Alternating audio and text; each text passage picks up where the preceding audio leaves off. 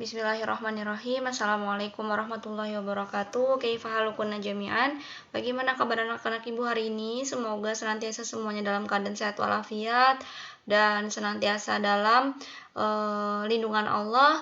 Dan ibu harap semuanya tetap semangat untuk melaksanakan belajar atau pembelajaran kita kali ini ya Mbak ya. Sekarang kita lanjut materi kita pada materi genetik. Sebelumnya, seperti biasa, semuanya sudah siap untuk menyimak apa yang akan Ibu sampaikan pada kesempatan kali ini. Baik, untuk itu, semuanya fokus, tidak ada yang mengerjakan pekerjaan selain menyimak apa yang Ibu sampaikan. Kemudian, sebelum memulai pelajaran hari ini, mari kita berdoa supaya Allah memberikan kemudahan untuk kalian menyerap atau menerima ilmu yang akan disampaikan. Oke, kita mulai dengan membaca basmalah. Bismillahirrahmanirrahim. Baik, kita lanjutkan ke materi kita atau masuk materi pembahasan yang pertama yaitu materi genetik. Di sini materi genetik itu tersimpan di dalam yang namanya apa? Kromosom dan dikemas dengan rapi oleh protein histon. Kromosom itu tersusun oleh untaian apa? DNA. Pada untaian DNA, terdapat segmen-segmen yang mengkode polipeptida atau protein tertentu yang disebut dengan gen. Nah, gen itu apa? Gen merupakan unit bawaan informasi suatu sifat atau karakter atau substansi pembawa materi genetik yang diwariskan dari induk kepada keturunannya. Seperti itu ya Mbak ya. Nah, materi genetik ini ada dua macam. Ada DNA yang kepanjangannya apa? Deoksiribonukleik acid dan RNA atau ribonukleik acid. Ya, jadi DNA dan RNA ini jumlahnya ada banyak sekali. Ya, berbagai jenis DNA ini bergabung membentuk yang namanya gen. Kemudian gen-gen tersebut bergabung untuk membentuk apa? Kromosom. Seperti itu ya. Oke, kita lanjut.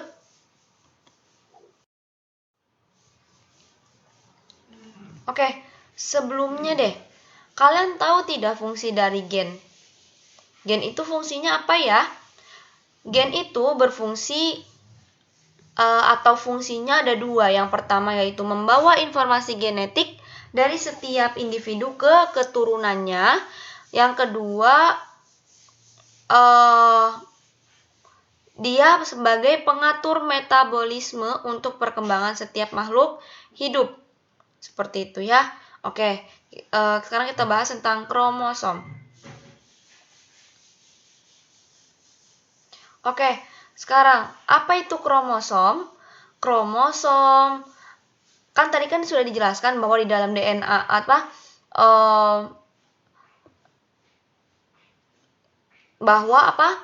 namanya kromosom. Kromosom itu apa? Kromosom terdapat pada nukleus pada organisme eukariotik dan terdapat pada sitosol pada organisme prokariotik. Kromosom tampak berupa benang-benang yang terurai disebut dengan benang kromatin. Ada saat penebalan sel, kromatin akan menebal dan memendek yang disebut dengan kromatid. Oke, jadi kromosom ini apa? Penebalan benang-benang kromatin ketika pembelahan sel terjadi. Kromosom ini disusun oleh asam nukleat dan protein. Kemudian asam kromosom itu ada dua jenis. Nanti kita bahas ke materi selanjutnya ya. Oke, kita masuk ke pembahasan selanjutnya yaitu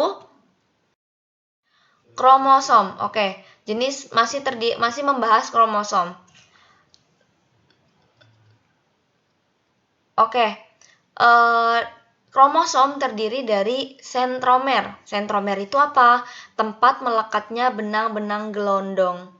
Kemudian ada lengan kromosom. Lengan kromosom ini bagian kromosom yang dibangun oleh kromonema.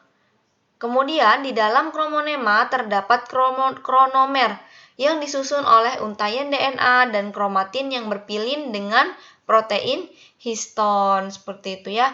Oke. Kemudian, bentuk kromosom ada 4 jenis berdasarkan letak sentromernya. Ada telosentrik, ada akrosentrik, ada submetasentrik, dan ada metasentrik. Oke, kita bahas satu persatu ya. Untuk kromosom telosentrik, letak sentromernya berada di ujung kromosom, sehingga kromosom ini hanya memiliki satu lengan saja, atau menyerupai huruf I. Kemudian, kromosom akrosentrik, letak sentromernya mendekati salah satu ujung kromosom, sehingga panjang salah satu lengan menjadi jauh lebih pendek dibanding dengan kromosom yang lainnya. Coba dilihat yang B. Nah, yang B ini merupakan apa? Merupakan kromosom akrosentrik atau menyerupai huruf J. Kita hapus dulu deh. Menyerupai huruf J. Nah, kemudian ada kromosom submetasentrik. Letak sentromernya sedikit bergeser dari tengah kromosom sehingga panjang salah satu lengan kromosom lebih pendek. Nah, atau kromosom tersebut menyerupai huruf L. Nah, kemudian kromosom metasentrik adalah sentromernya itu berada di mana? Di tengah-tengah, sehingga kromosom sama lengan kromosom sama panjangnya, atau menyerupai huruf V. Kemudian jenis kromosom itu ada 2 macam, ada autosom, ada gonosom. Apa perbedaannya? Kalau autosom ini merupakan kromosom yang berperan dalam membentuk bentuk fisik selain kelamin. Contohnya, mata kalian, hidung, tangan, kaki, rambut, dan lain sebagainya itu ditentukan oleh autosom.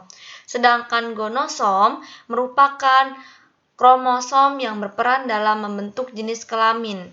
Nah, ini yang menentukan kelamin seseorang, mau laki-laki ataupun perempuan. Oke, kromosom mempunyai bagian yang berbeda. Bagian pertama ada yang namanya kromatid. Apa itu kromatid? Kromatid merupakan salah satu dari 2 lengan yang merupakan hasil replikasi kromosom. Bagian yang kedua namanya sentromer. Apa itu sentromer? Sentromer adalah pusat kromosom dan tempat melekatnya benang spindel atau benang gelondong. Ya Mbak ya, tadi sudah Ibu jelaskan. Ada lagi koniktokor. Koniktokor ini, kinetokor ini adalah benang dari sentromer. Jadi, benang spindel atau benang gelondong ini menempel pada apa? Menempel pada kinetokor selama masa pembelahan. Seperti itu ya. Sekarang tahu nggak benang spindel itu fungsinya untuk apa, Mbak? Benang spindel ini fungsinya untuk menghubungkan sentriol pada saat pembelahan sel dan untuk menarik kromosom menuju kutub yang berlawanan pada saat pembelahan sel. Seperti itu ya. Oke. Sekarang kita masuk ke pembahasan berikutnya. Oke, kita bahas tentang gen. Apa itu gen?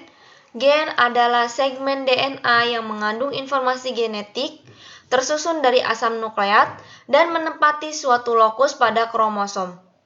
Gen berperan dalam menyampaikan informasi genetik dari generasi ke generasi.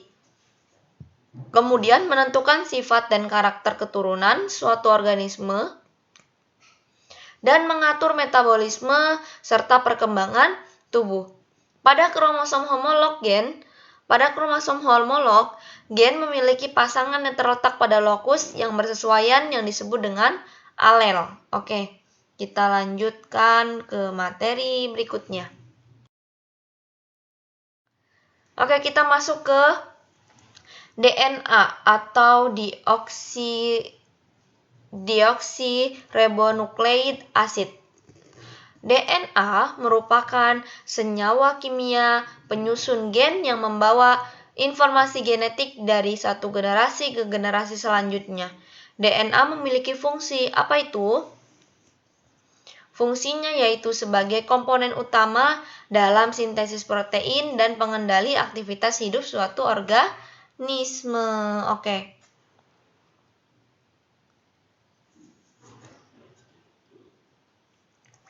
Oke, sebelum kita lanjut, jadi tadi Ibu telah membahas bahwa gen itu ada di segmen atau lokus yang terletak di kromosom, betul? Oke, gen itu ada yang dominan, ada yang resesif. Nah, gen dominan itu apa? Gen dominan itu disandingkan dengan huruf besar, sedangkan gen resesif itu biasanya disandingkan dengan huruf kecil. Nah, kumpulan gen yang terletak pada lokus yang bersesuaian dengan fungsi yang sama itu disebut dengan alel. Tadi sudah dijelaskan, ya Mbak ya? Oke.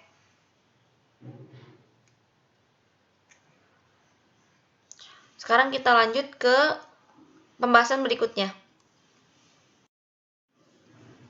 Oke, DNA memiliki struktur berupa rantai double helix yang tersusun secara antiparalel.